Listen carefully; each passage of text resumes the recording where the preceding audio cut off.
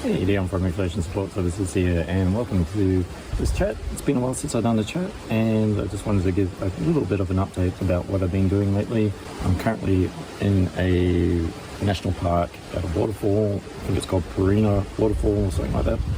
And so you might see some other people walking around. It's quite a photogenic spot.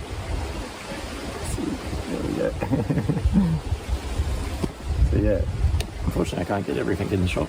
So what's been happening, basically been working almost over a month. I'm just doing 6 days in a row on the support work side of the Inflation Support Services. So there's a few different branches to Inflation.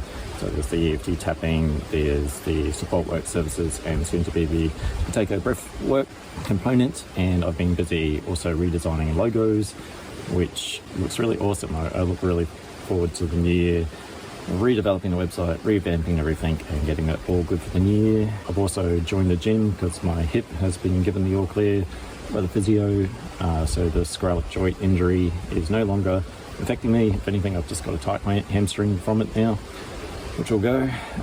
She suggested joining the gym and also doing the Pilates in one, so I've done that. So it's probably about my third week that I'll be going. I've still got to sign up with the PT to get the gym side of it going. But with the Taoism, there was a ceremony last Sunday to become disciples of the temple, because I've been going for a while following Taoism, and it's kind of a weird sort of a test to actually get in.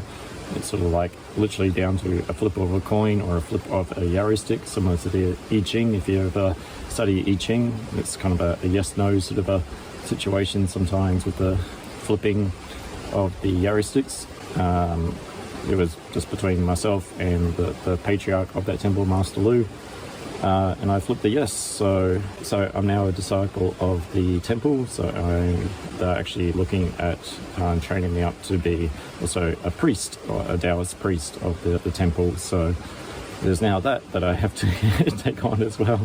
Just when I thought my list was getting clear, things like learning Cantonese and also learning all the parts about what it takes to be a Taoist priest, which is not so much the positive aspects. There's also like ceremonial, like for funerals and stuff like that. So it's actually hard to actually sometimes comprehend that is now my life.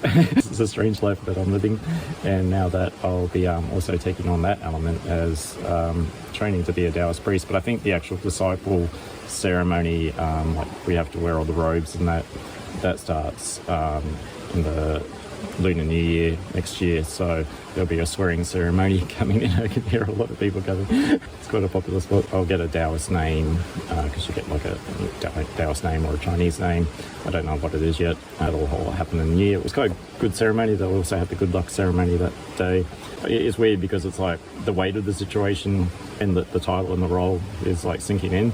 Although like I do like support work, I deal with people's emotions and all that sort of thing. So it's nothing too like out of the ordinary, but I think taking on that religious aspect of people look to you sort of thing. There's a lot of knowledge. The more that I think that I know about Taoism, the less that I do. It's a very complicated religion. Even to call it religion is a bit of a stretch sometimes. It can be a philosophy, it can be many different things. So it's a very hard thing to encapsulate sometimes when people ask you about what is Taoism.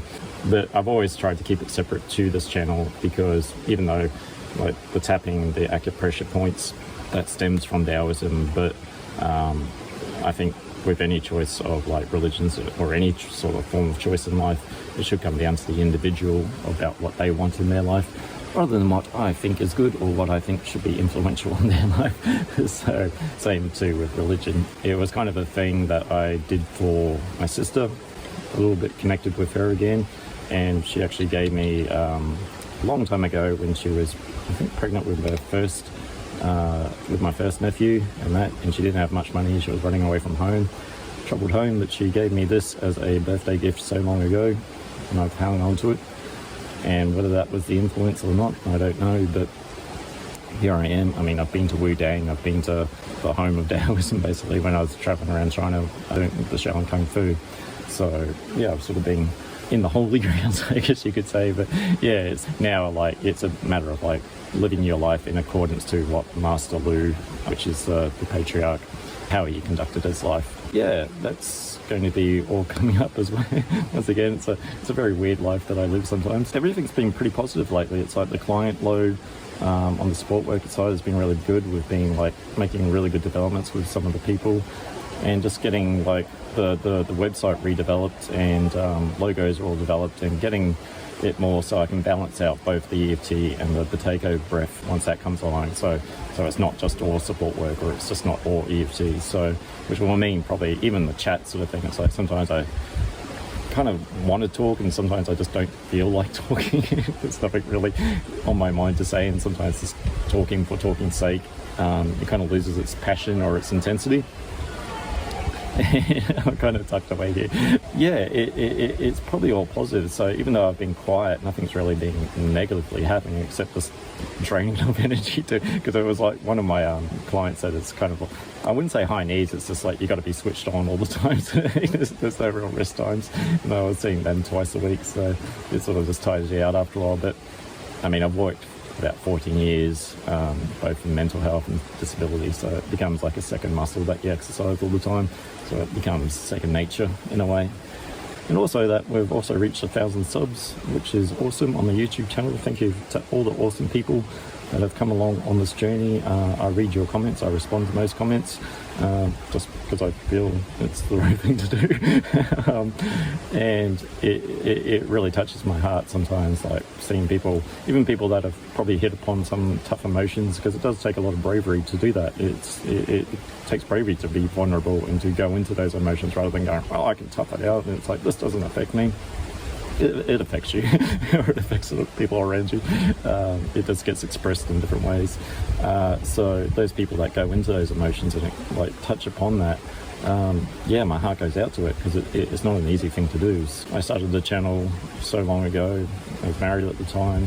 Things have gone different ways, and now it's like the channel was growing, and it's like I've probably like, if anything, it's kind of been weird, because it's like I've always been told not to have a voice, or like not to give advice, or basically to keep quiet. And just through that channel has just been me having my voice and expressing experiences that have happened to me, or through the work that I do.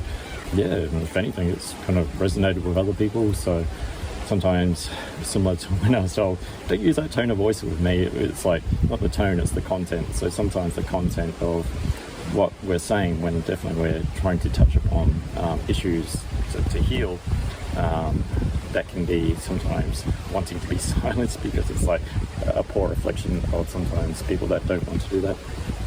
So yeah, it's good, and I'm enjoying this being out here in the open, chatting away. I've sort of had to hop, skip and jump all around these rocks, which I quite enjoy to do. I think I was part mountain goat in my past life.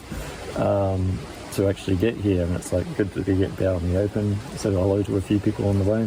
There's going to be more chats to come. I will be chatting about other things, but because it's been a bit of a break in between the two, like my last chat and this one, I just thought I'd give more of an update rather than sort of touching upon trauma related stuff and that, because even being in the trauma field, or even like recovering from trauma, it's good to have these types of experiences that add to, rather than being the focus of your life is your healing journey, because it gets a bit tiresome after you want to add other things to it and experience other things, and that's what improves your quality of life. So yeah, I think I'll end it here. I think I'm about to get surrounded by a whole heap of people, so I'll leave it while it's quiet. But Andy, I'm from Evolution Support Services, and keep going with that flow. Bye for now.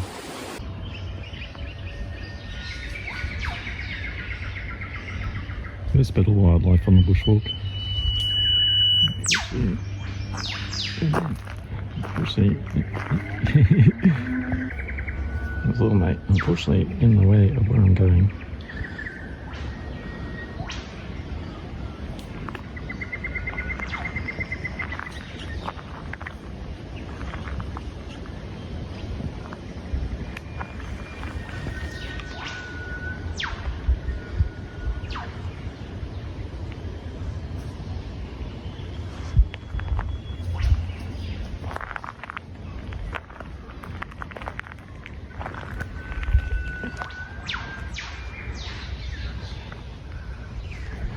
zoom in a bit.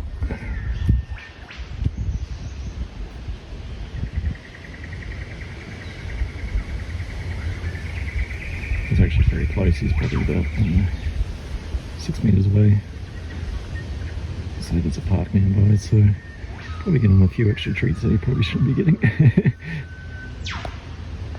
Sometimes with kookaburras, you can pat them because people are feeding them. Speaking of kookaburras, big old kookaburra right there. Sorry mate, sorry, throwing my bag on the rail.